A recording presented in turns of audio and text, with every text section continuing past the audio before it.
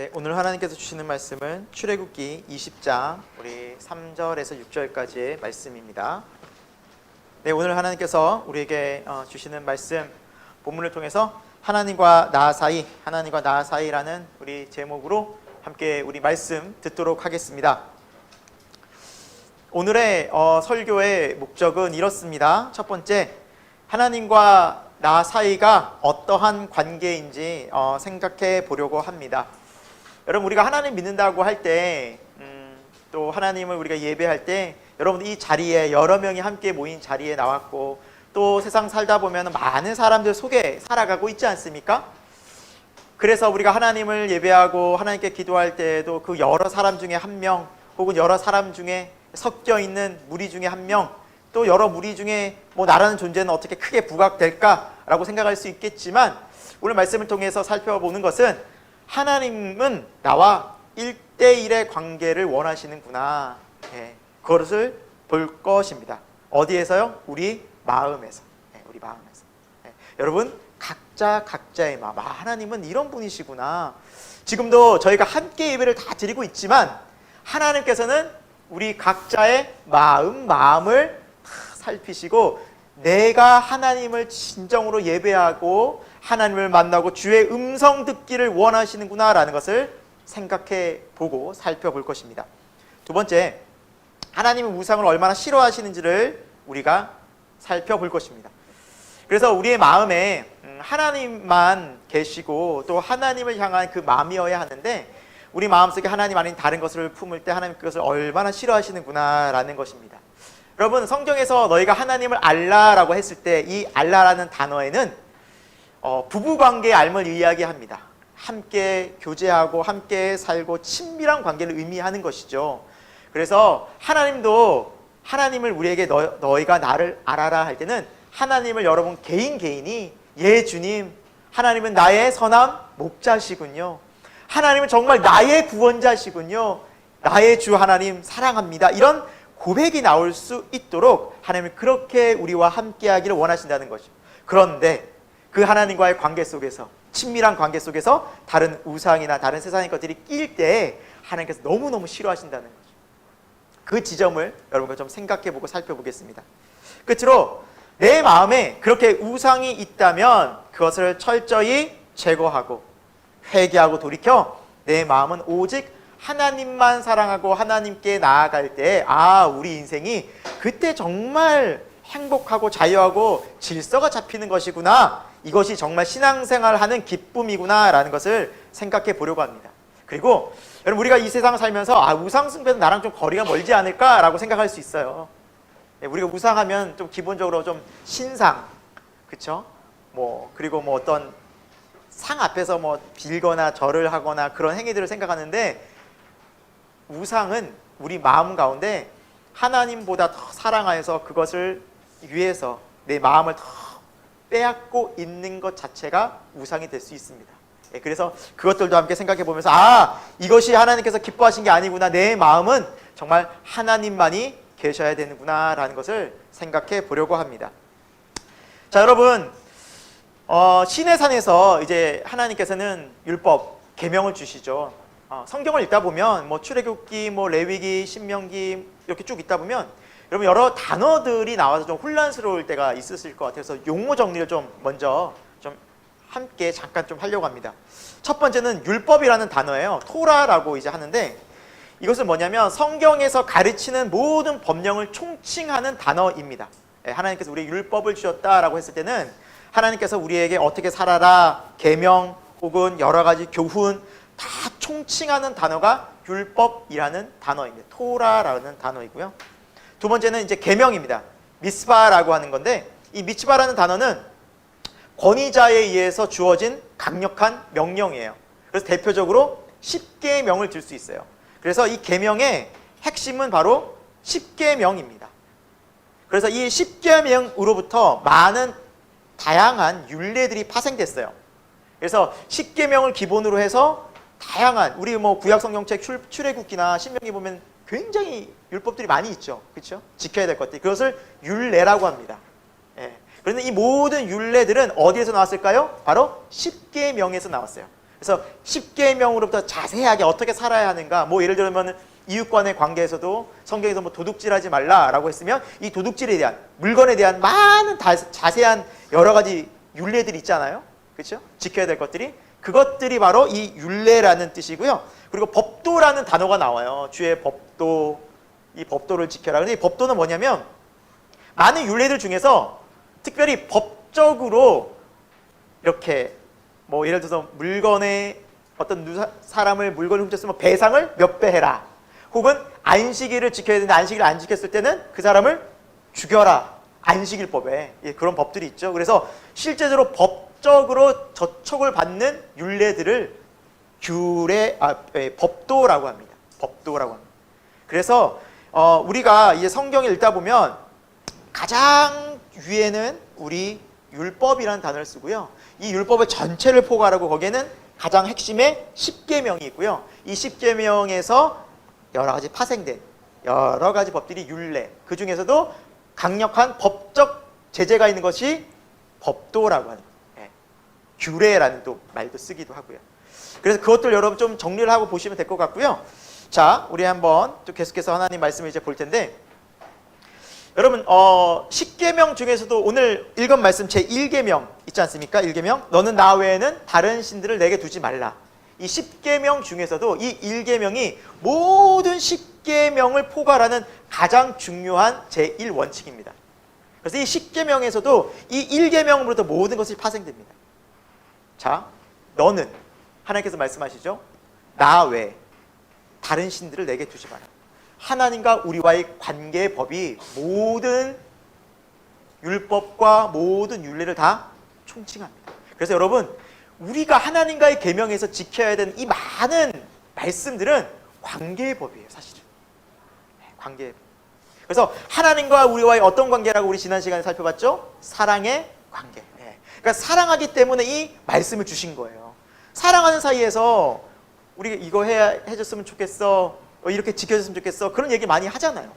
그렇죠? 그럼 뭐 또 우리도 자녀들을 기를 때도 사랑하니까 이 아이들에게 얘들아 이걸 이렇게 해야 돼, 이렇게 우리 하자라고 이야기를 하듯이, 이건 관계의 법이 사랑의 관계의 법이, 서로 관계의 법이. 그 중에서 첫 번째가 바로 1계명이다라는 것입니다. 자, 그래서 가장 액기 쓰인 이 1계명부터 우리가 좀 살펴보려고 합니다. 첫 번째, 하나님과 나와의 관계입니다. 우리 3절의 말씀 우리 같이 우리 봤지만 다시 한번 이 말씀을 우리 한번 읽어보면서 같이 말씀을 나누도록 하겠습니다. 우리 3절 말씀인데요, 같이 읽습니다. 시작. 너는 나 외에는 다른 신들을 내게 두지 말라라고 말씀하셨죠. 10계명은 이스라엘 백성들에게 주신 계명이 맞죠. 그렇죠? 또 오늘 믿는 이 하나님의 백성들에게 주신 말씀이 맞죠. 하지만 오늘 말씀을 잘 보면 듣는 대상이 너희들은이 아니라 어떻게 지칭하고 있죠? you라고 했어요. 너는 그랬어요. 너는. 그래서 이 말씀은 여러분, 우리 각자에게 주시는 하나님의 메시지예요. 그러니까 하나님께서 이스라엘 백성에게 가르치려고 했지만 하나님의 마음은 이 말씀을 들을 때 우리 각자에게 하나님이 나에게 1대1로 하시는 말씀으로 들으라는 의미예요. 여러분, 우리도 많은 이야기를 들을 때 한 사람을 딱 따로 불러서 이야기를 딱 듣는다? 그러면 어때요? 굉장히 집중하지 않습니까? 그래서 여러분 학교 다닐 때 교무실로 선생님이 부르면 어떤 마음이 드세요? 여러분? 긴장되시지 않나요? 전 되게 긴장되던데? 내가 뭐 잘못한 거 없나? 그러면 딱 가서 그 말을 들을 때, 선생님이 말씀하실 때 1대1로 얘기하실 때 어떤 마음이 들까요? 딴 생각 어떻게 하겠습니까? 그 앞에서 계속 집중하고 선생님이 나에게 말씀하시는 그것만 듣지 않습니까? 그런 의미라는 거죠. 우리 각자에게 주시는 굉장히 중요한 메시지가 담겨져 있다는 겁니다.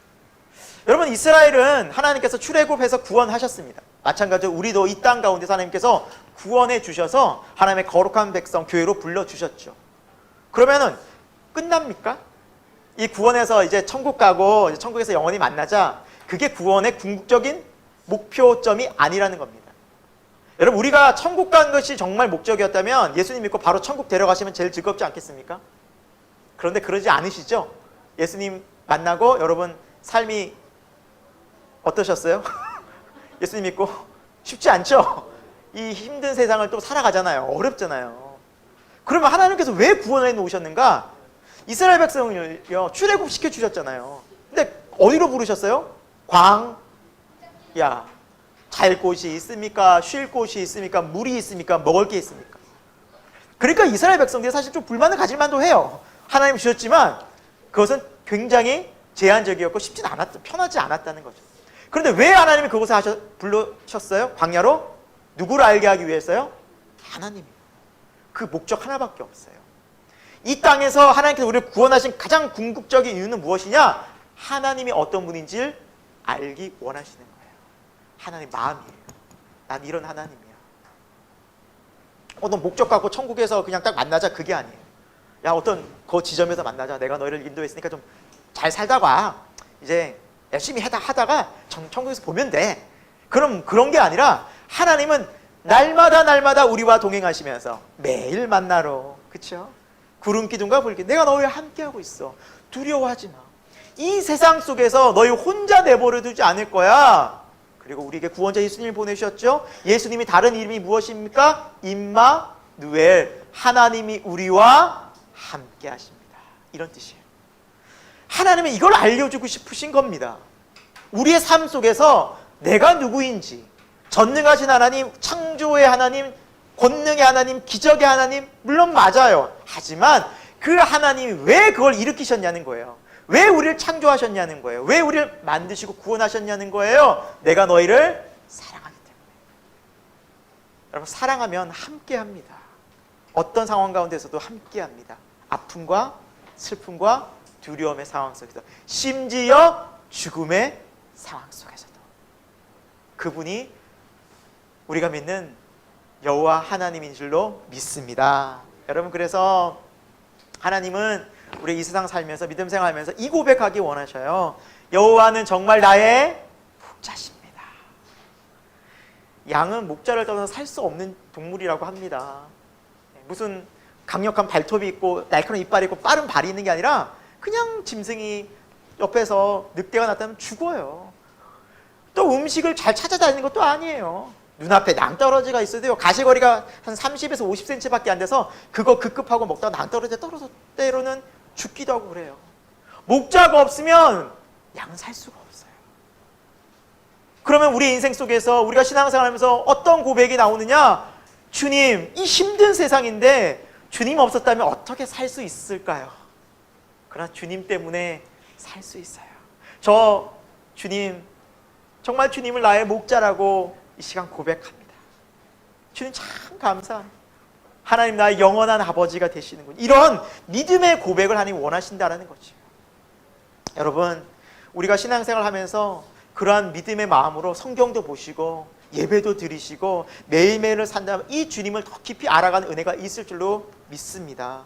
여러분, 성경에도요, 창세기 2장 17절에 이런 말씀이 있죠. 여러분 잘 아는 말씀이에요. 선악을 알게 하는 나무의 열매는 먹지 말라. 내가 먹는 날에는 반드시 죽으리라 했어요. 우리가 어떻게 생각하면 하나님 뭐 무섭다, 뭐 이렇게 뭐 하나 먹는다고 뭐 죽이기까지 하시나, 저기 무서운 하나님, 막 벌 주시는 하나님, 굉장히 뭐 옥죄는 하나님처럼 빚어줄 수 있는데, 여러분 이 말의 메시지는 그게 아니에요. 쉽게 얘기하면 물 떠나면 물고기 죽어요, 살아요? 죽어요, 그 말이에요. 너희가 나 떠나면 죽어, 이런 의미예요. 너희가 내 안에 있으면 자유하고 사랑하고 기뻐하고 정말 감사한데, 하지만 이걸 알아도 너희가 나를 떠나는 즉시 죽는 거야. 우리는 그런 존재로 창조됐어요. 이걸 잊지 말라는 거예요. 이건 하나님의 창조 섭리였어요. 이건 바뀌지가 않습니다, 여러분. 우리가 지난 시간에도 배웠지만, 우리가 항상 하나님 말씀을 이제 보면서 느끼지만, 여러분 하나님을 떠난 인간의 모습은 어떤가요? 어떻게 살아요? 내가 주인 노릇하죠. 그래서 그 결과가 뭡니까? 감사하고 행복하고 기뻐요, 죄 지으면? 아니죠. 죄책감에 또 눌리고, 내가 왜 그랬을까 후회하고, 주님 제가 또 답답합니다 주님 하면서 죄송해야 하지만 또다시 어느 순간 나도 그 죄를 또 짓고 있고, 그러니까 이 죄가 너무 우리를 힘들게 옥죄고 사는 삶들을 우리가 살아가요. 세상 사람들은 그것이 죄인지도 모르고 살아가고, 결국에는 사람들의 인생은 어떨까요? 비참함과 고통과 죽음이라는 기막힌 현실 속에, 피할 수 없는 현실 속에 직면합니다. 여러분, 우리가 지금도 살아가면서 때때로는 장례식도 많이 가고 죽음의 자리를, 또 그걸 위로하는 자리를 가지 않습니까? 여러분, 그러나 우리가 꼭 알아주셔야 돼요. 지혜는 무엇입니까? 나도 언젠가는 그 자리에 있다는 겁니다. 여러분, 꼭 기억할 수 있기를 축원드립니다. 이것이 지혜입니다. 하나님은 우리를 정말 생명으로, 하나님이 영원한 생명을, 영생을 누리게 창조하셨고요. 그걸 주신 이유는 나와 영원히 사랑의 관계를 하기 위해서 만드셨습니다. 이것은 하나님의 창조 섭리였습니다. 여러분, 우리가 한번 좀 말씀 찾아볼게요. 에베소서 한번 찾아볼게요. 너무 귀한 말씀. 에베소서 1장 4절. 에베소서 1장 4절. 이 말씀은 여러분이 늘 기억하시고 마음에 참 묵상하시면 너무 좋아요. 에베소서 1장 4절. 하나님이 얼마나 우리를 사랑하시고 얼마나 이해할 수 없을 정도로 우리를 사랑하셨는지가 나와요. 자, 에베소서 1장 4절 말씀 같이 읽습니다. 시작. 곧 창세전에 그리스도 안에서 우리를 택하사 우리로 사랑 안에서 그 앞에 거룩하고 흠이 없게 하시려고 라고 말씀하고 있어요. 우리를 만드신 목적과 의미가 분명히 나와 있죠. 어떻게 하셨는지. 창세전이라는 것은 뭡니까? 시간과 공간과 세상에 만들어지기 전에 하나님의 뜻과 섭리 속에서.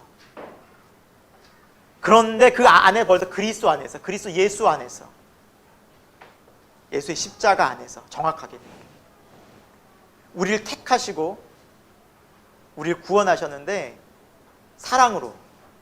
왜? 우리를 사랑하시기 때문에.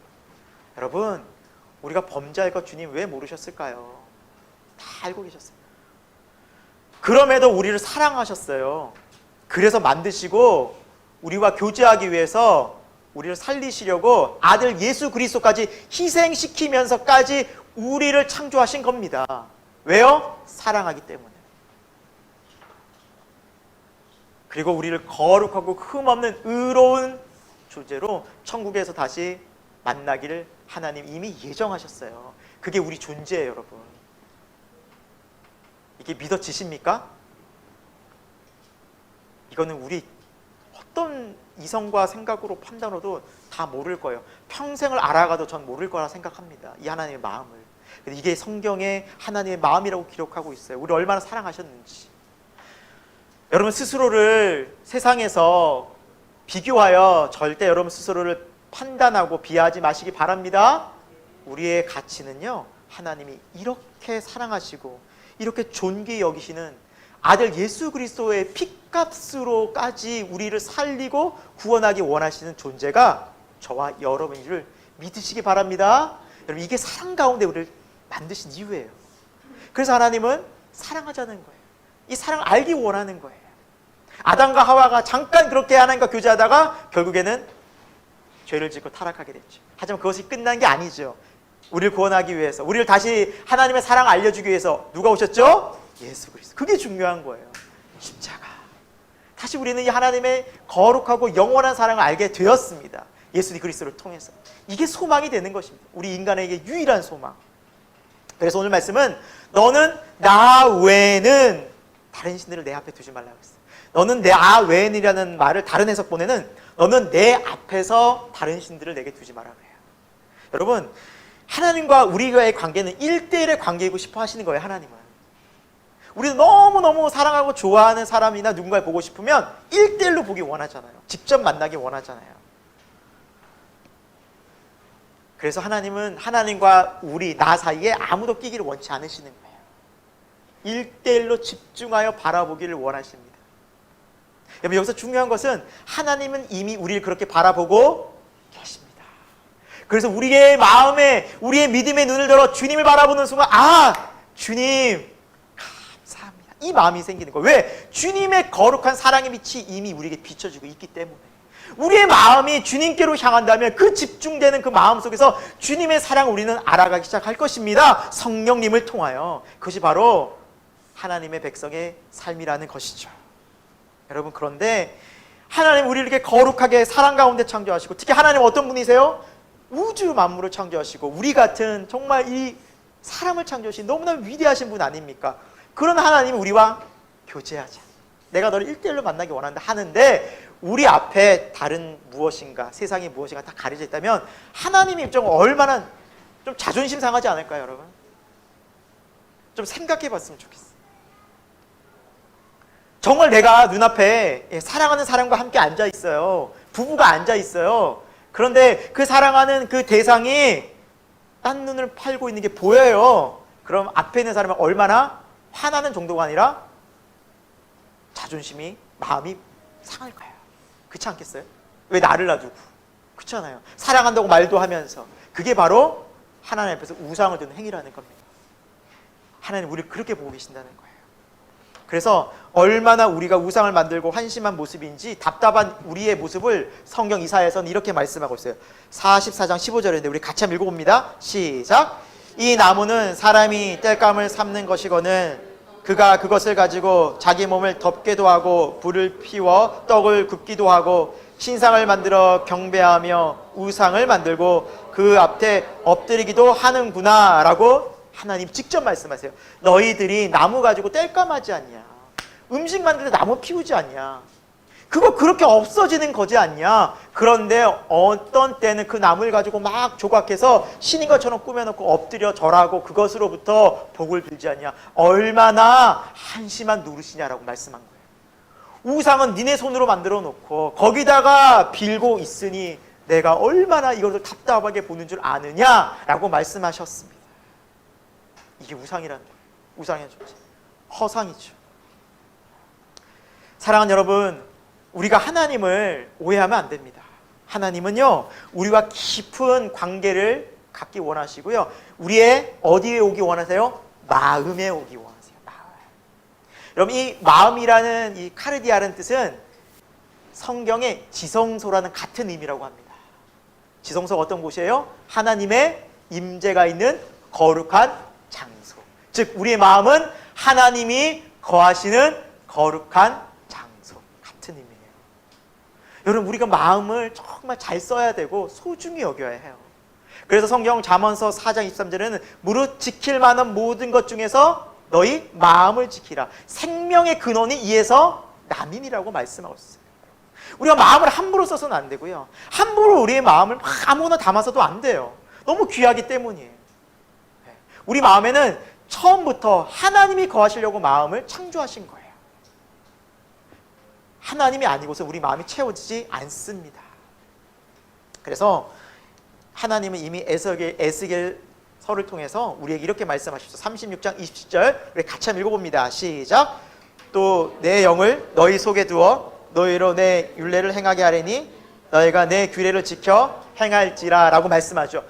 하나님께서 우리 안에 하나님의 거룩한 영, 성령을 보내주셔서, 성령 하나님을 보내주셔서 이제 하나님과의 그 말씀을 지킬 수 있도록, 사랑의 관계를, 언약을 지킬 수 있도록 하겠다라고 말씀하셨습니다. 우리 어디에요? 마음에 하나님이 거하시겠다 말씀하시는 거예요. 또 이 말씀이 고린도서 3장 16절에는 또 어떻게 강조되어 있는지 보세요. 같이 읽습니다. 시작. 너희는 너희가 하나님의 성전인 것과 하나님의 성령이 어디 계신다고요? 너희 안에. 같은 맥락이에요. 이미 이게 이루어졌잖아요. 오순절 마가의 다락방 성령 사건을 통해서 성령님 임하셨잖아요. 이 하나님의 놀라운 말씀의 언약이 성취되었습니다. 그래서 하나님을 믿는다, 예 주님, 아버지 하나님이라고 부르고 우리가 주님을 예배합니다 할 때는 내 안에 성령 하나님이 거하셔서 하나님 내 마음에 늘 함께 하신다는 거예요. 여러분, 자녀들 참 사랑하시죠? 부모님 사랑하시고 가족들 참 사랑하는 줄 압니다. 그렇죠? 정말 사랑할 거예요. 근데 여러분, 아무리 사랑한다 하는 그 자녀들, 또 부모님 혹은 가족들이라 할지라도 그들과 늘 함께 할 수 있습니까? 예, 저도 제 자녀들 정말 너무 사랑하지만 학교 보내고 나면 그 아이들은 혼자 버텨야 돼요. 제가 옆에서 해줄 수가 없어요. 어떻게 해줄 수가 없어요. 기도할 뿐이에요. 이 아이가 아파서 힘들어, 열이 나요. 제가 대신 아파해 주고 함께 열을 같이 떨어뜨릴 수 있어요? 옆에서? 안 돼요. 땀 닦아주고 약 먹여줄 수 있어도 오롯이 혼자 해야 돼요. 아무리 우리가 사랑해도 그것을 우리가 함께 연합해서 할 수가 없어요. 왜요? 우리 마음은 다 각자 각자예요. 아무리 사랑해도. 근데 여러분, 하나님은 어디에 계신다는 거예요, 지금? 우리의 마음에. 그러면 여러분의 마음은 잠잘 때나 길을 갈 때나 일할 때나 친구 만날 때나 어디에서나 그 마음 함께 계속해서 가지고 다니지 않나요? 있지 않아요? 마음 떼놓고 다니시나요, 어디? 큰일 납니다, 여러분. 그러면 안 돼요. 그러면 여러분 마음 늘 갖고 다니시잖아요, 그렇죠? 내 마음 이렇게 갖고 다니시잖아요. 그럼 그 마음속에 지금 하나님이 함께 하신다면 하나님이 함께하지 않는 장소와 공간이 있을까요, 없을까요? 그 시간이 있어요, 없어요? 이 의미예요. 그럼 누가 제일 가깝다는 의미예요? 내 가족보다, 내 아내보다, 남편보다, 자녀보다 누가 더? 하나님이에요. 그러니까 하나님을 가장 사랑하라는 게 성경의 말씀인 거예요. 왜? 하나님 내 마음에서 영원히 함께하니까. 그게 하나님과의 관계에 우리가 먼저예요. 여러분, 이것은 정말 중요한 원리예요. 우리 창조의 섭리예요. 이게 없으니까, 이게 정확히 정립이 안 되면 자꾸 내 마음을 하나님 아닌 다른 곳으로 자꾸 채우려고 해요. 안 채워지거든요. 이게 그래서 힘든 거예요, 여러분. 여러분, 아담을 봅시다. 제가 지난번에 한번 설명을 해드렸었는데, 아담이 하나님께서 하나님 형상으로 창조하셨죠. 생기를 후 불어넣으셨죠. 그럼 눈을 딱 뜹니다. 딱 봤어요. 누굴 제일 먼저 봤을까요? 하나님. 하나님의 형상을 따라 지음받았다 그랬죠. 그럼 하나님의 형상 속에는 사랑의 성품도 있을까요, 없을까요? 있겠죠. 그럼 하나님을 딱 보고서 무슨 마음이 들었을까요? 사랑과 기쁨. 처음 느끼는, 처음 회복되고 처음 알게 된 감정이 하나님과의 관계예요, 여러분. 인간은. 하와는 다를까요? 하와도 하나님께서 아담의 갈빗대를 취하셔서 처음에 딱 만드셔서 눈을 뜨게 하시고 다 움직이게 하신 다음에 아담에게 데려오시지 않았습니까? 그러면 누굴 먼저 봤을까요? 하와도? 하나님이에요. 그러면 에덴이라는 동산에서 그들은 누구 때문에 근원적으로 기뻐할 수 있었을까요? 하나님입니다. 그래서 하나님의 계획은 다시 하나님을 우리 마음 가운데 슉 마음속에 보내시겠다는 거예요. 그분이 어떤 분이에요? 성령님이에요. 성령 하나님. 우리는 성령 하나님을 통해서 하나님 아버지의 마음도 알고 예수 그리스도도 알아요. 여러분, 예수님이 십자가 2000년 전에 죽으셔서 저 십자가 보면서 어떻게 우리가 시공간을 초월해서 예수 그리스도의 십자가의 은혜를 누려요? 성령님 통해서요. 우리 마음에 역사하시는. 그러니까 아무리 많은 사람들이, 세상 사람들이 십자가를 보고 아무리 전하고 이야기를 해도 이게 안 와닿는 거예요. 왜요? 성령을 통해서만 시공간을 초월하여 저 십자가가 나를 위한 사랑의 표시였고 나의 모든 죄를 대신해서 지신 하나님의 놀라운 사랑과 은혜의 십자가였구나라는 게 우리 인간의 지성과 생각으로는 보여지지가 않고 알아질 수가 없기 때문입니다. 그래서 하나님은 너희가 내가 거하는 성전들을 왜 모르냐. 여러분, 구약의 이스라엘 백성들 성전을 얼마나 존귀히 여겼어요. 그렇잖아요. 정말 거룩하게 여겼어요. 여러분도 오늘 예배당에 우리 찾아왔지만 여러분 예배당에 예를 들어서 여기 막 지저분하고 막 쓰레기 떨어져 있고 의자가 막 정말 그러지 않지만 막 이렇게 됐어요. 그럼 여러분 먼저 무슨 마음부터 들겠어요? 청소하지 않겠냐고요. 그렇죠? 성전이 왜 이러지? 목사님 뭐 하고 있지? 도대체 성전이 이렇게 될 동안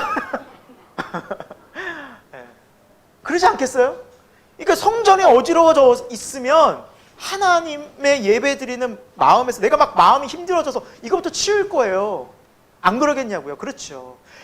이스라엘 백성도 마찬가지로 성전 되게 존귀히 여겼어요. 그런데 오늘 말씀을 보니까 너희가, 즉 너희 마음이 거룩한 성전인 것을 왜 모르느냐. 우리 마음이. 그럼 우리 마음이 죄로 지저분해지고 우상으로 가득 차 있으면 이거 어떻게 해야 될까요? 청소해야 되는 거예요. 그래서 예수님께서 요한복음에 보면 요한복음 2장에 보면 처음 오셔서 어떤 사건이냐, 성전 청결 사건이 있어요. 하나님의 성전에서 장사하고 거룩하지 않은 모습을 예수님께서 다 뒤집어 엎으세요. 하나님의 성전을 왜 장사하는 집으로 만드느냐. 근데 그 성전이 우리의 뭐라고요? 마음인 거예요. 사랑하는 여러분, 오늘 하나님께서 우리의 마음을 집중해 보시고 지금도 우리의 마음을 다 눈여겨보시고 저와 여러분 이 시간 내 마음이 어떠한가 주님 말씀 앞에 비추어서 정말 회개할 거 회개하고 주님께 돌이키는 은혜의 시간 되기를 축원드립니다. 두 번째예요. 우상은 자신의 만족을 위해서 만든다. 성경은 말씀하고 있어요. 그래서 오늘 말씀 4절에도 보니까 너를 위하여 새긴 우상을 만들지 말라라고 있어요. 우상을 만드는 인간의 목적은요, 자기 만족이에요. 네, 정확해요. 그 지점을 생각해보고 살펴볼 것입니다.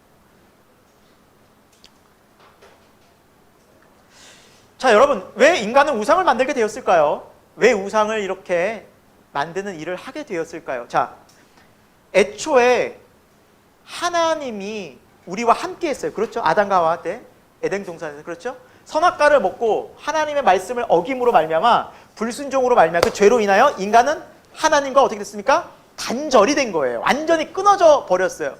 그런데 그 속에서 인간이 유혹받은 말씀이 뭐였어요? 마귀가 너가 이것을 먹는 날에 누구처럼 된다고요? 하나님처럼. 내가 신이 되는 거야? 내가 선악도 내 마음대로 다 판단하는 거야? 와, 그거 한번 해보고 싶네. 너무 매력적이네. 야, 하나님 말씀 없이도 내가 마음대로 살 수 있겠구나 라고 그 길을 딱 선택한 게 이 죄의 길이었어요. 자, 하나님이 없어요. 원래 하나님 있던 자리에 자, 허무하겠어요? 허전하지 않겠어요? 허전하고 허무한 거예요. 하나님 있던 그 마음이. 그러니까 하나님의 대용품들을 이제 짓기 시작하는 거예요. 그게 우상이에요. 누굴 위해서? 나를 위해서. 이제 하나님은 이제 없으니 나의 만족을 위해서 우상을 만들기 시작해요. 근데 그게 어느 정도냐? 하늘과 땅과 바다의 모든 것들이 우상이 되는 거지. 여러분, 인간의 자유로운 행동을 잘 보십시오. 하나님을 위해서 선택을 합니까? 아니면 자기 스스로 위해 선택하는지 잘 보시면 압니다. 답이 나와요. 인간의 모든 행위가, 많은 사람들의 행위가, 물론 크리스찬들 빼고 대부분의 사람들이 하나님을 위해서 할까요? 아니면 자기 스스로 위해서 할까요? 자기 스스로예요. 이게 인간의 전형적인 성경이 말씀하고 인간의 상태라는 겁니다. 그런데 여러분, 인간은 생각하는데 내가 나를 위해서 하는 것들이, 나의 바람대로 되는 것들이 좋다고 여길까요? 나쁘다고 여길까요? 내가 바라고 원하는 것들이 좋을 거야 하고 생각할 거야? 아니면 이건 나쁠 거야 라고 바람을 가질까요? 좋은 거 바람 가지는 거예요. 내가 이 돈 모으면, 내가 이 돈으로 탁 벌면 정말 좋을 것 같아. 내가 이 자리에 정말 올라가면 너무너무 좋을 것 같아. 내가 이 정도 좀 인기 있고 이 정도 누리면 정말 좋을 것 같아 라고 자기가 원하는 것들을 좋은 바람을 가지고 그걸 누려보려고 막 해요. 내가 원하는 대로 해보고 싶어 해요. 근데 여러분, 이것을 강력한 동기부여를 우리가 인간이 갖고 성경을 보니까 사단이 그걸 계속 부추겨요. 그렇죠? 그런데 여러분 생각해 봅시다. 인간들이 자신의 바람을 담아서 만드는 그 우상들이 결국에는 어떤 우상이 됐느냐? 인간의 마음을 투영한 그 우상들은 결국 육신의 정욕, 안목의 정욕, 이생으로 가요. 이생의 자랑으로 가요. 왜 그럴까요? 인간의 마음을 성경은 이미 죄인이라고 말하고 있어요. 죄인이 생각하는 것 자체가 다 죄란 뜻이에요. 여러분, 생각이 나빠서가 아니라 죄인이기 때문에 나쁜 생각하는 거예요. 우리 성경이 말씀하는 원리는. 근원 자체가 하나님을 떠나서 생각 모든 것들이 죄예요. 성경에서 말씀하는 죄의 근원, 그 이유는, 정의는 뭐예요? 하나님의 뜻을 떠난 모든 것이에요. 그러니까 하나님을 위해서 생각하지 않는, 하나님의 뜻 가운데서 생각하는 모든 것들이 죄라고 성경은 말씀하고 있어요. 그런 마음으로 우상을 만드니 하나님이 기뻐하실 리가 하나도 없죠. 다 무엇을 해도 다 자기 만족과 자기 유익과 자기 생각과 자기 욕심이에요. 그래서 성경은 이것을 육신의 정욕, 안목의 정욕, 이생의 자랑을 가지기 위한 모든 것들이 바로 우상이 될 수 있다는 거예요. 결국 그것은 우리가 만드는 모든 것들이 이쪽으로 갈 수밖에 없습니다. 그것이 지금 세상의 모든 하나님이 없는 문화의 특징입니다. 여러분, 이스라엘 백성들이 지금 어디를 향해 가고 있습니까? 가나안으로 가고 있죠. 그럼 하나님께서는 가나안에 들어가서 이스라엘 백성들이 이 계명을 철저히 지키지 않으면 너희가 무너질 수밖에 없어. 그거를 예고하시는 거예요. 말씀을 무장하지 않고는 너희가 가면 100% 무너져. 똑같이 타락해. 그래서 이 말씀을 꼭 기억하렴 하고 주신 말씀이 계명이라고요. 그럼 이스라엘에 장착할 가나안 상태는 어땠을까요? 여러분, 가나안 우상들의 대표적 우상은 바알과 아세라 우상이라고 합니다. 바알과 아세라. 근데 이 우상의 특징은요, 풍요의 신이에요. 농사, 그리고 번영, 그리고 자손. 그렇죠? 우리도 그렇잖아요. 돈 많이 벌고 먹을 거 풍족하고 자식들 잘 되면 뭐 근심 걱정 없다라는 생각이 보통 사람들에게 팽배하지 않습니까? 그런데 이 우상의 이 특징이 뭐냐면 신전에서 제사를 지냈는데 아주 음란했어요. 이 신전에는 여사제들이 있었는데 이들이 제사 지내는 방법들은 남자들이 그곳에 가서 여사제들과 성관계를 맺는 거예요. 그게 제사법이에요. 그래서 바알을 기쁘게 해줘요. 아세라를 기쁘게 해드려요. 그럼 어떤 일이 벌어지냐? 비를 막 내려주세요. 그 신들이. 이게 그들의 제사법이었어요, 여러분. 이스라엘 백성들이 이 바알과, 여러분 성경을 읽다 보면은 바알은 계속 나와요. 끊임없이 나와요. 남자들에게 굉장히 매력적인 신이었거든요. 안 그렇겠어요? 합법적으로 자기가 불륜하는 거예요. 합법적으로 간음하는 거예요. 합법적으로. 하나님도 섬기지만 여기 가서 제사 지내겠다고 해서 갔다 오면 그게 그냥 인간의 정말 극도의 어떤 쾌락과 그것을 육적 것을 마음껏 만족시킨 것이 바로 이 우상이었어요. 얼마나 매력적이었을까요? 그러니까 이스라엘 남자들 못 버리는 거예요. 그래서 이 바알 우상이 계속 나와요, 여러분. 가나안 지역에서도 안 벗어나고요. 그리고 이스라엘도 안 벗어나요. 계속 나와요, 여러분. 그러니까 이것 때문에 결국 망해요, 이스라엘은. 성경을 보면 그렇게 말씀하고 있어요. 이것만 있었느냐? 몰렉이라는 우상이 있었어요. 몰렉. 이 몰렉은 인신 제사를 드려요. 그러니까 자식을 바쳐요, 제물로. 어떻게 자식을 바칠 수 있을까? 드려요. 이스라엘의 왕들을 보면 아하스 왕이나 므낫세 왕 때 이런 제사가 있었다고 합니다. 성경에도. 이스라엘 왕들이. 그러니까 이 가나안 문화에서 이런 우상들을 바치게 제사를 드리게 한 이유가 뭘까요? 그들이 얻는 게 뭘까요? 이 제사를 통해서 재물과 번영이었어요.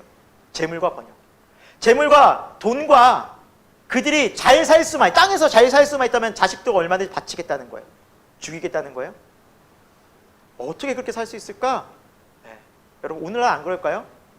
성공과 돈과 물질에 세상 명예에 눈이 멀면 때로는 자식도 보이지 않고 그것만 쫓아가는 사람들이 얼마나 많습니까? 가정이고 그거 다 내팽개치고 오직 그것만 따라가는 사람이 얼마나 많냐고. 자신의 쾌락과 유익을 위해서. 다 이 세상의 우상들입니다. 여러분 현대도 정말 위험한 게 이런 부분이에요. 오늘날도 우리 인간의 개성과 자율성, 선택을 얼마나 존중해 줘야 된다고 말합니까? 하지만 성경은 그것이 가장 위험하다고 말해요. 왜? 인간이 이미 죄인이기 때문에. 죄인이 선택한 것 자체가 죄일 수밖에 없다고 경고하고 있어요. 그래서 우리의 선택이 위험한 거예요, 여러분. 우리가 기도하고 판단하고 하는 것들이 정말 조심해야 돼요. 여러분 결국 이스라엘 백성은 가나안에 들어갑니까? 못 들어갑니까? 들어가잖아요. 성경을 보니까 들어가잖아요. 그런데 여호수아서에서 땅을 다 정복하고 여호수아 다음에 나오는 책이 뭡니까? 사사기죠. 사사기의 마지막에 21장 25절 이 사사기의 마지막을 딱 장식하는 알려주는 말씀이 나와요. 마지막 구절이에요. 이 사사기를 딱 표현하는 말씀. 우리 같이 읽어볼까요? 시작. 그때 이스라엘에 왕이 없으므로 사람이 각기 소견에 오른 대로 행하였더라. 예. 이스라엘은 사사기 350년간 하나님은 사사도 보내주셨고 구원자도 보내주셨어요. 하지만 그들의 대부분은 왕이 없었어요. 이 왕이 누구를 의미할까요? 하나님이시죠. 하나님 없는 삶을 사니 각자 자기의 좋은 대로 자기 마음대로 살았더라라는 시대가 350년의 사사기 시대예요. 여러분 사사기서를 한번 읽어보셨습니까? 교회 다니시면서 오랫동안 다니시면서 사사기 한 번도 안 읽어보시면 안 됩니다. 회개하시고 꼭 읽어보셔요. 오늘 가셔서 꼭 읽어보셔야 돼요. 왜냐하면 인간의 상태가 나와요. 하나님 없는 상태가 나와요. 이건 봐야 돼요. 우리가 처절하게 인간이 얼마나 죄를 지을 수 있는지 이스라엘 백성들 율법이 있었죠. 그렇죠, 여러분? 계명이 있었어요. 가르쳐 주셨어요. 이미 시내산에서 광야에 40년간 훈련시켜 주셨어요. 근데 사사기에서는 그런 엉망진창의 인생을 살아가요. 여러분, 어느 정도로 엉망인지 아시냐면 제가 한 사건만 알려드릴게요. 사사기 19장에서 21장에 나오는 사건이에요. 레위인이 제사장 그룹입니다. 제사장 지파예요. 그러니까 하나님께 성전에서 이렇게 제사 지내는 사람이 레위인이에요. 레위 족속. 거룩해야 되죠. 레위인은 거룩하라고 성경이 이미 말씀하고 있어요, 구약에. 그런데 레위인이 첩을 듭니다. 첩이란 의미는 무엇입니까? 자기 부인 외에 두는 거예요. 그게 첩이에요. 근데 이 첩이 바람을 핍니다. 그래서 이 바람 핀 첩을 데리고 잡으러 갑니다. 데려오는 길에 한 곳에 너무 시간이 많이 걸리고 하니까 한 곳에 거합니다. 그 곳이 바로 베냐민 지파 살던 사람들이 거하던 땅이었어요. 그런데 이 베냐민 지파, 이스라엘 지파죠? 한 지파죠? 그 사람들이 이 레위인을 향해서 얘기합니다. 나와. 이 베냐민 지파 사람 찾아와서 너 나와. 왜 부를까요? 수고했다고 부를까요? 아니요. 집단 강간하려고. 남자들이 와서 먼저 남자를 찾습니다. 집단, 네, 성경에 보면 자세히 나와 있어요. 상간한다 그래요. 이 표현이 강간한다는 뜻이에요. 그러니까 이 사람이 나 안 돼요 하고 누굴 줍니까? 첩을 딱 내줍니다. 던져줍니다. 밤새도록 유린합니다. 여성은 죽습니다. 아침에 일어나고. 이 레위인이 보고 너무너무 화가 나는 겁니다. 돌아갑니다. 그렇지 않고 그 시체를 12도막 냅니다. 그리고 11지파에게 다 뿌립니다. 아, 내가 이런 일을 당해서 베냐민 지파 가만히 둬야겠어? 이 사람들이 화가 납니다. 아니, 어떻게 레위 지파를 건드려? 베냐민 지파를 몰살시키기 일보 직전까지 갑니다. 25,000명을 죽여버립니다. 한 지파를 죽이다 나중에 보니까 정신을 차리게 됩니다. 우리가 지금 뭐하고 있는 짓이지? 야, 우리가 하나님이 지파 하나를 없애고 있네? 600명 남습니다. 그제서야 끝이 납니다. 그리고 21장 마무리에 이 말씀이 나와요. 그때 이스라엘의 왕이 없으므로 자기 소견에 옳은 대로 행하였더라. 하나님이 없는 인생, 여러분, 얼마나 잘못된 길로 가는데 그 잘못된 길인지도 모릅니다. 이미 레위인이 제사장이 첩을 가진다는 게 말이 됩니까? 그게 당당한 시대에 얼마나 타락해져 있었다. 남자들을 집단 강간하려고 하는 게 당연한 시대. 이스라엘 백성이 율법이 없었냐? 있었어요. 10계명이 있었어요. 다 율례 있었어요. 그러나 어디에 없었습니까? 그들의 마음에. 사랑하는 여러분, 우리가 말씀 들어요. 이 말씀 성경책 다 있잖아요. 지금도 전 세계 가장 많은 베스트셀러 성경책입니다. 집집마다 한두 권씩 없는 사람 없을 정도로.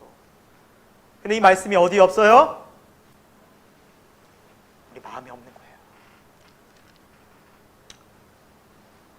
여러분, 이스라엘의 역사를 보면 참으로 안타깝고 현실적으로 어떻게 이 사람들이 일어나, 오늘날 유대인들은 왜 일어나? 라고 생각할 수 있어요. 하지만 하나님께서 비춰주시고자 말씀하시고자 하는 궁극적인 목적은 뭘까요? 너희도 나를 안다고 하고 너희도 나를 믿는다고 하고 너희에게 이 성경 말씀이 있지만 이 말씀이 너희 마음에 없다면 똑같이 된단다라는 뜻이에요.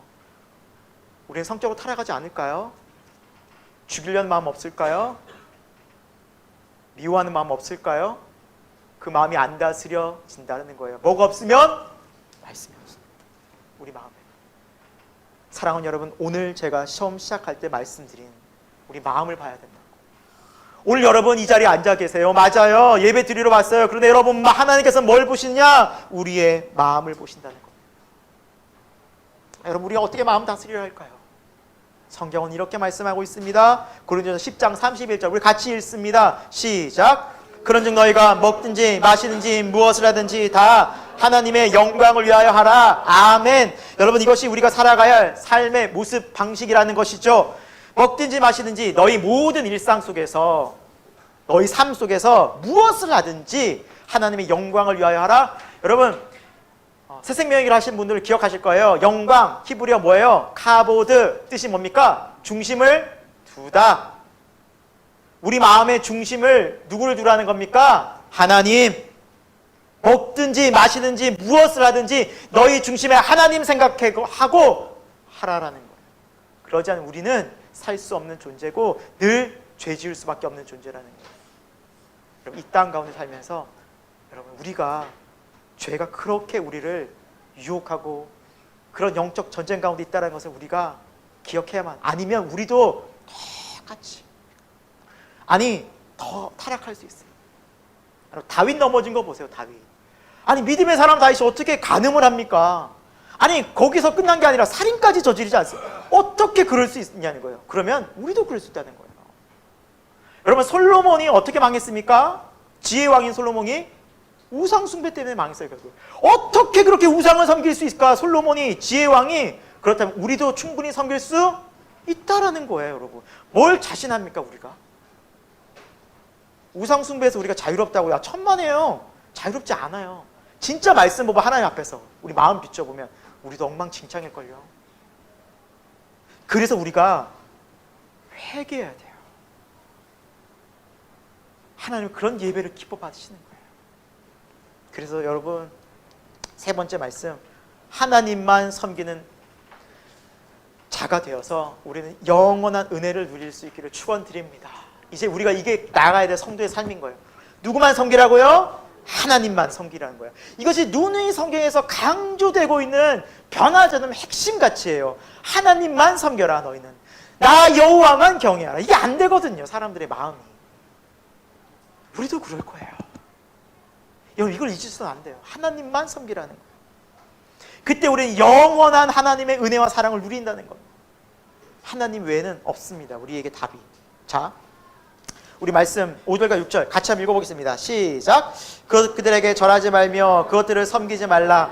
나 내 하나님 여호와는 질투하는 하나님인즉 나를 미워하는 자의 죄를 갚되 아버지로부터 아들에게로 3, 4대까지 이르게 하거니와 나를 사랑하고 내 계명을 지키는 자에게는 1000대까지 은혜를 베푸느니라. 아멘. 네, 하나님은 뭐라 말씀하고 있어요? 다른 신들에게 절하지 말고 섬기지 마라. 나 정말 질투한다.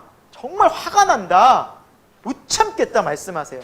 그래서 너희에게 이 죄값을 갚는데 아버지 3, 4대까지 그냥 너희 자녀들에게 이 죄를 내가 갚게 하겠다. 두려운 하나님이시죠?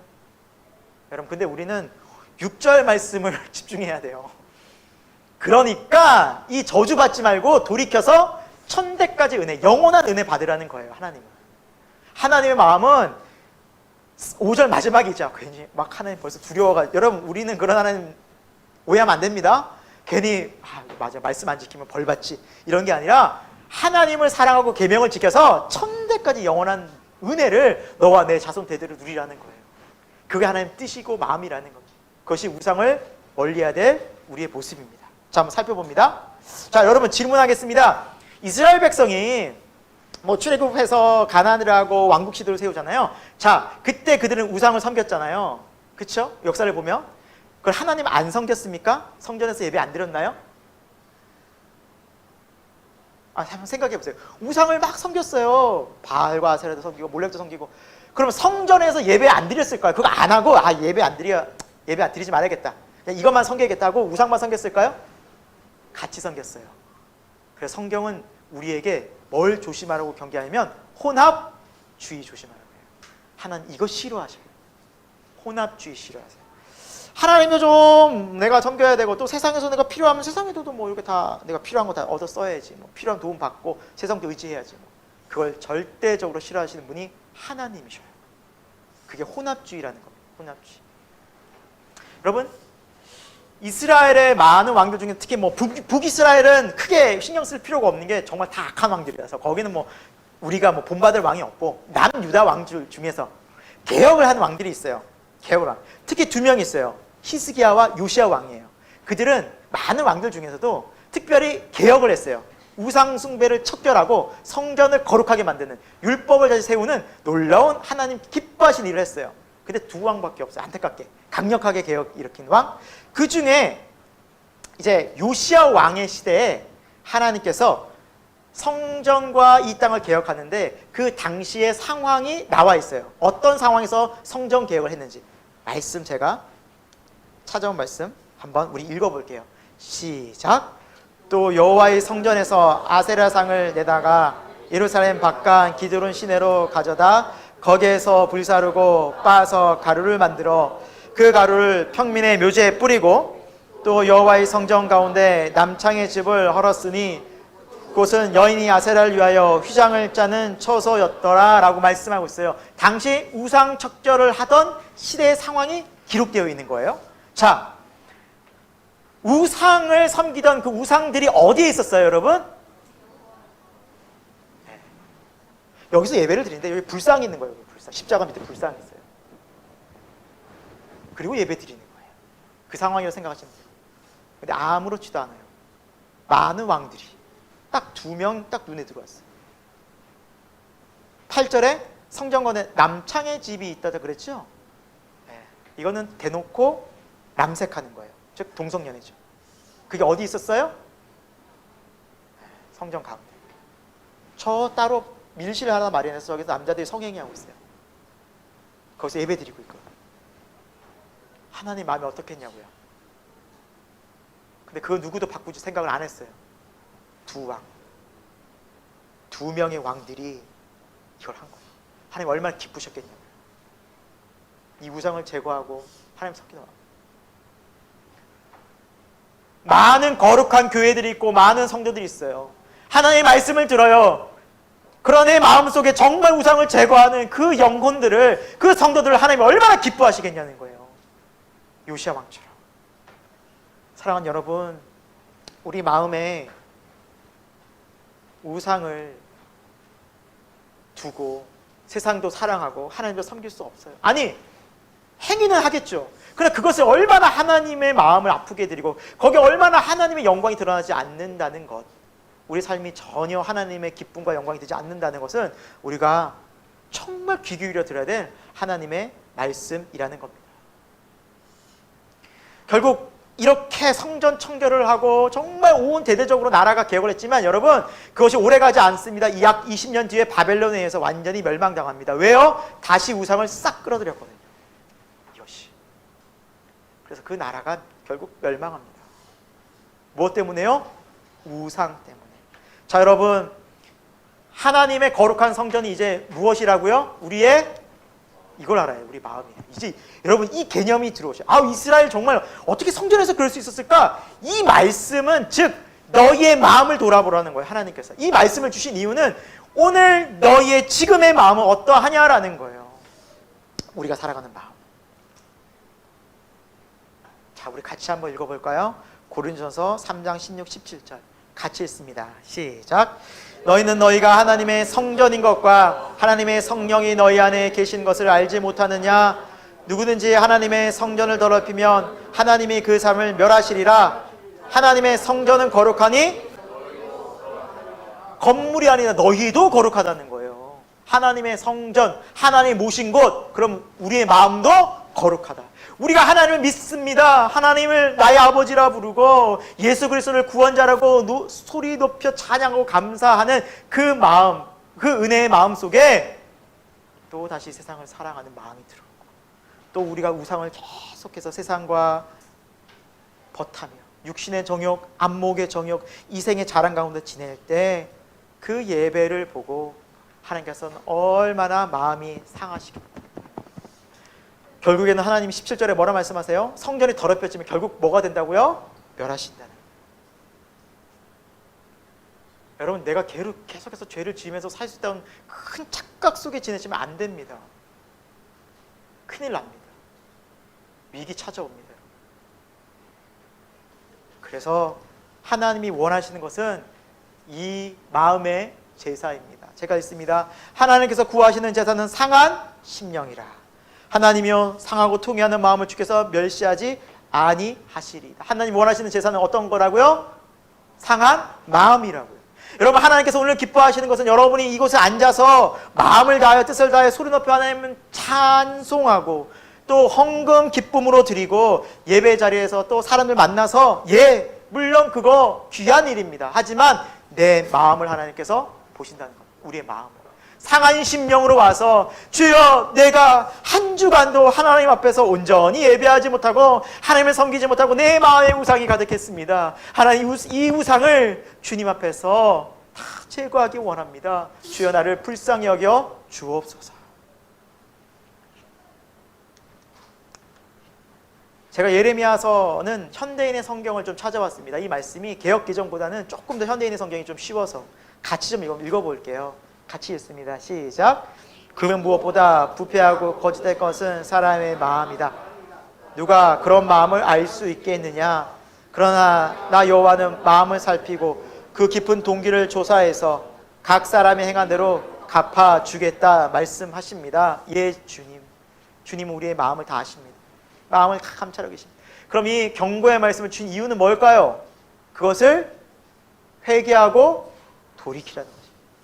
너희가 내게 나올 때 너희 마음을 점검하고 너희 마음으로 어떻게 살았는지를 이 주님 앞에 고하고 하나님 앞에서 그 마음을 토하는 그 심령을 가지고 예배하는 것이 하나님이 기뻐 받으시는 예배라는 거예요, 여러분. 이 예배에 대한 너무나 많이 나와 있어요, 여러분. 이사야서에도 1장에도 나와 있어요.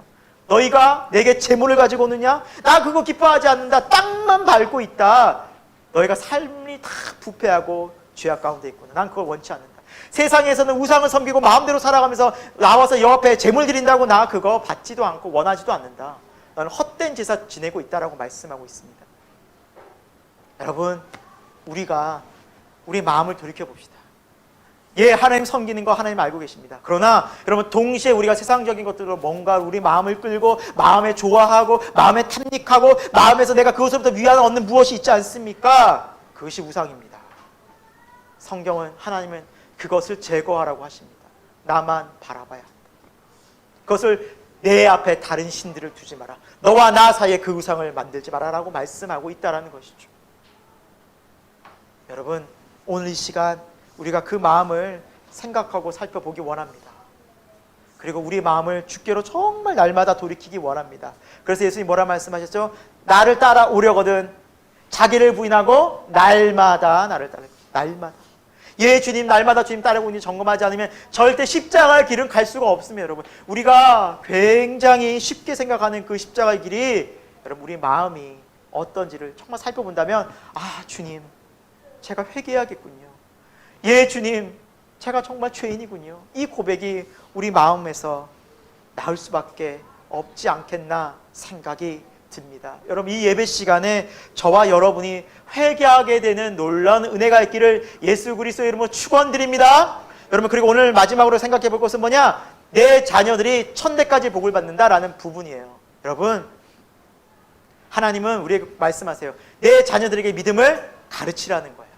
가르치라는 거예요. 그것이 여러분 우리에게 너무나 중요한 부분이에요. 믿음의 유산을 다음 세대에 남기라는 거예요. 이건 우리의 거룩한 명령이에요. 여러분, 세상에서 성공하고 돈 잘 벌면 좋을 수 있어요. 하지만 그것은 하나님을 떠나게 만드는, 하나님을 잃어버리게 만드는 가장 빠른 지름길이 될 것입니다. 아니, 목사님, 뭐 마지막에 사람들 와가지고 하나님을 떠났지만 회개하고 눈물 콧물 흘리며 간증 집회도 많이 하던데요. 네, 그런 분 계세요. 10,000명 중에 1명? 10만 명 중에 1명 계실까요? 대부분은 다 못 돌아옵니다, 여러분. 자녀들 안 돌아와요. 그것이 성경이 말씀하고 있는 믿음의 원리입니다. 돌아오기 너무 힘들어요, 여러분. 세상에 빠진 죄인. 거의 못 돌이켜요, 여러분. 쉽지 않아요. 가볍게 여기시면 안 됩니다. 내 자녀들, 내 손녀들, 내 손자들. 그래서 여러분, 제가 오늘 사사기를 많이 인용하는데, 사사기의 2장에 보면 이제 이스라엘이 가나안 땅에 들어가요. 정복 전쟁, 여호수아를 통해서 이제 정복 전쟁을 다 해요. 마무리해요, 거의. 그러면은 딱 거기 안착을 해요. 그럼 끝난 거 아닙니까? 이제 잘 살아야죠. 이제 정말 하나님의 약속의 땅에 왔으니 행복해야죠. 하지만 어떤 일이 벌어진지 보십시오. 2장 10절에서 12절 말씀이에요. 우리 같이 한번 이 말씀 읽습니다. 시작. 그 세대 사람도 다 그 조상에게로 돌아갔고 그 후에 일어난 다른 세대는 여호와를 알지 못하며 여호와께서 이스라엘을 위하여 행하신 일도 알지 못하였더라. 이스라엘 자손이 여호와의 목전에 악을 행하여 바알을 섬기며 그 애굽 땅에서 그들을 인도하여 내신 그들의 조상들의 하나님 여호와를 버리고 다른 신들 곧 그들의 주위에 있는 백성의 신들을 따라 그들에게 절하며 여호와를 진노하시게 하였으되 라고 말씀하고 있어요. 여러분, 10절을 보시면 그 후에 일어난 세대는 어떤 세대일까요? 가나안 정복을 하지 그때 실제적으로 이루어지지 않는 그 다음 세대예요. 가나안 정복을 하려고 막 피땀 흘려 하나님 말씀 붙잡고 막 싸웠던 그 시대가 죽고 그 아들 딸들 시대에는 여호와를 뭐 했다고요? 알지 못했다는 거예요. 그럼 엄마 아빠가 뭐 했다는 거야? 열심히 아이들, 우리 애들 가나안 땅에 잘 살아야 돼. 이 이방 민족 다 없애버려야 돼. 그래야 얘네들이 잘 살지. 그냥 목숨 걸고, 얼마나 사람이 죽었겠습니까? 목숨 걸고 칼 들고 싸우고 해서 쟁취해서 뭐 차지했어요? 땅 차지했어요. 그랬더니 그들이 그 땅에서 어떤 삶을 살아요? 우상 섬겨요. 우리 자녀들, 자식들 열심히 공부시켜요. 좋은 대학 가요. 돈 잘 버는 곳에 보내요. 신앙은 언젠가는 가지겠지. 믿으면 내가 기도하면 되겠지. 그들 돌아올까요? 결국엔 뭐 섬겨요? 세상 섬깁니다. 여러분, 이것이 성경이 말씀하고 있는 변하지 않는 진리라면 우리 자녀들, 손녀들 공부 잘하는 것으로 만족하지 마십시오. 기뻐하지 마십시오. 절대 안 됩니다, 여러분. 저도 매일매일 지키려고 하는, 매일 애들 말씀 보는데 그거 지키려고 부단히 애쓰는데 매일 못 지켜요, 솔직히. 매일 저녁에 말씀 보려고 하는데 그거 정말 어려워요. 목사예요. 근데도 어렵더라고요. 근데 얘네들요, 학교 공부 열심히 해요. 학원 스키 열심히 해요. 근데 그건 제가 방관하고 있어요. 엄청 하나님께 지금 계속 저를 징계하고 계시는 것 같아요. 나 정신 못 차리고 있구나. 여러분 어떠세요? 여러분 어떠시냐고요? 여러분, 그래서 우리 가족들, 또 우리 귀한 다니엘 어린이분 너무 존귀합니다. 이미 한국교회는 위기 찾아왔어요, 여러분. 다음 세대가요, 다 사라지고 있어요. 교회 학교 다 무너지고 있어요. 정말 그래요, 여러분. 제가 목사니까요, 그곳에 목사님들 이야기 듣잖아요. 교회 학교가 통폐합되고 있어요. 옛날에 아동부 있었고요, 뭐 유치부 있었고요, 중등부 있었고, 고등부 있었고요. 이게 다 통폐합이 돼버려요. 왜? 아이들이 없어요. 아이들이 없는 게 아니에요. 자식들이 있어요. 부모님만 교회 나와요. 유럽 교회가 그래요, 지금. 근데 여러분, 유럽 교회는 1000년을 버텼어요. 1000년. 이제서야 그런데 우리는 100년 좀 넘었어요. 근데 이제 그러고 있어요. 우리만 잘 살면, 잘 믿으면 됩니까? 여러분, 다 죽습니다. 그게 사사기 시대예요. 없어요. 소망 없어요. 세상 너무 강력해요. 여러분, 못 이겨요. 절대 못 이깁니다. 하나님 말씀이 그들의 마음에 없으면. 네, 세상에서는 부유할 수 있어요. 좋은 빌딩에 주인 노릇 할 수 있어요. 인정, 명예 얻을 수 있어요. 그 끝이 뭔데요? 죽음 아닙니까? 땅에 묻히는 거. 사랑하는 여러분, 말씀을 마무리합니다. 오늘 우리는 하나님의 이 십계명 앞에 섭니다. 여러분, 하나님의 말씀이 없으면 우리 또한 세상에서 헤매이고 세상 종로로 타고 우상 숭배합니다. 예, 그렇게 됩니다. 우리도 옛날에 그렇게 살았잖아요. 예수님 몰랐을 때 세상 종로로 했거든요. 그러나 주님은 말씀하십니다. 이제 너가 나를 믿는 거룩한 백성이 되었으니 너는 나 하나님 여호와만 경외하거라. 나만 섬기거라. 왜 그래요? 우리 마음이 하나님을 집중하고 하나님만 모시지 않으면 우리 마음에 뭐가 들어오기 때문에? 세상, 우상이 들어오기 때문에 100% 인간은 그렇게 됩니다. 그 경고하시는 거예요. 그 끝이 뭔데요? 하나님의 저주와 심판이에요. 땅의 것만 쫓다가. 그런데 우리가 뭘 조심해야 돼요? 혼합주의. 하나님 열심히 예배하고 있잖아요. 예, 이스라엘들 열심히 예배했어요. 그러나 동시에 그들은 곳곳에 우상을 섬겼어요. 우리 마음을 보자. 오늘 이 시간 하나님께서 저와 여러분의 마음을 보고 계십니다.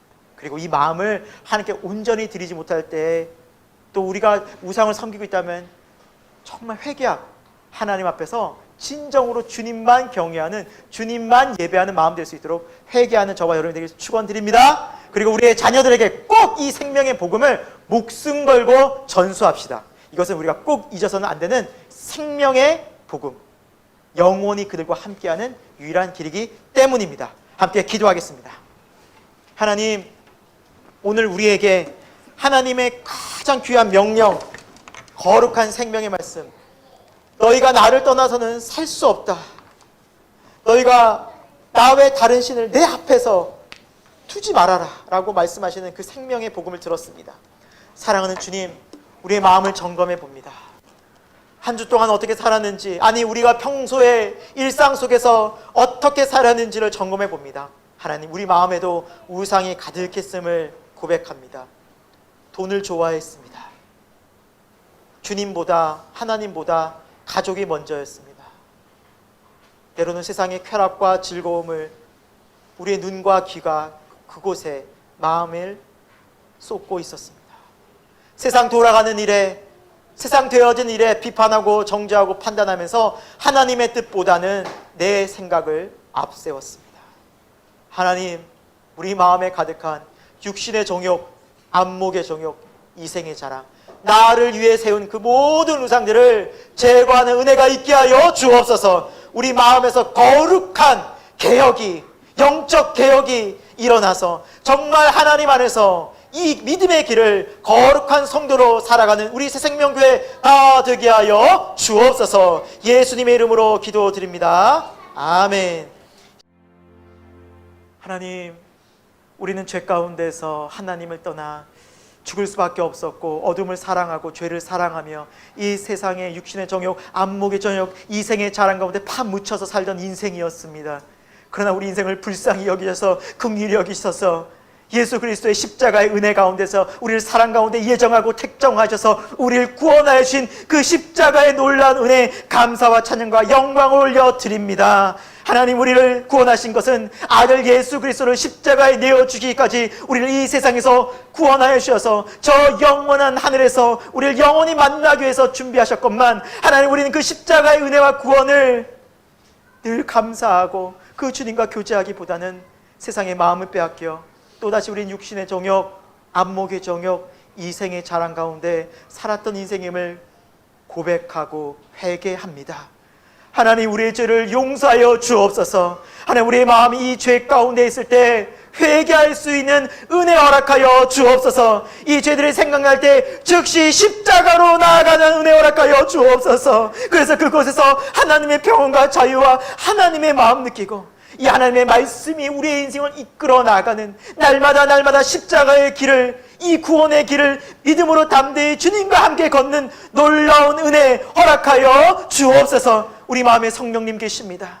하나님, 우리는 거룩한 성전이 되었다고 주님 말씀해 주셨습니다. 이제 우리의 마음을 거룩하게 지키고 우리의 마음이 죄가 틈타거나 죄가 마음에 자리되지 않도록 기도하고 말씀으로 무장할 수 있는, 성령으로 충만할 수 있는 거룩한 마음 되게 하여 주옵소서. 특별히 우리 잘 아는 아이들이 있습니다. 우리 집에 자녀들이 있습니다. 손주들이 있습니다. 다음 세대에 이 복음이 증거될 수 있도록 하나님, 우리의 생명 걸고 이 복음을 가르치는 은혜 있게 하여 주옵소서. 다른 모든 것보다, 어떤 것보다, 이 땅의 어떤 것보다 주 예수 그리스도 십자가의 복음을 가르치는, 전하는, 기도하는 우리 믿음의 성도 다 되게 하여 주옵소서. 하나님께 나오면서 너무 감사하고 기뻐하며 또 주님께서 베풀으신 은혜 보답할 길이 없어 물질로 마음 다해 주님 앞에 드린 손길들이 있사오니 하나님 기쁘게 연락하여 주시고 우리 삶 속에서 물질과 세상 의지하는 것이 아니라 오직 여호와 하나님만을 의지하는 존귀한 인생 되게 하여 주옵소서. 지금은 우리 주 예수 그리스도의 십자가의 은혜와 하나님 아버지 영원하신 사랑하심과 성령 하나님 감화 감동 역사하심이 오늘 너는 나 외 다른 신을 내 앞에서 두지 말라 라는 주님의 귀한 생명의 말씀을 마음에 새기고 예 주님, 주님만 사랑하겠습니다. 모든 우상을 회개하고 돌이키겠습니다 라고 다시 한번 결단하고 십자가 앞으로 나아가기를 다시 한번 결단하는 이곳에 예배드리는 모든 교우들, 우리 새생명교회 가운데 또 이 땅과 우리 한국교회 가운데 지금부터 영원토록 함께 하시기를 간절히 축원하옵나이다. 아멘.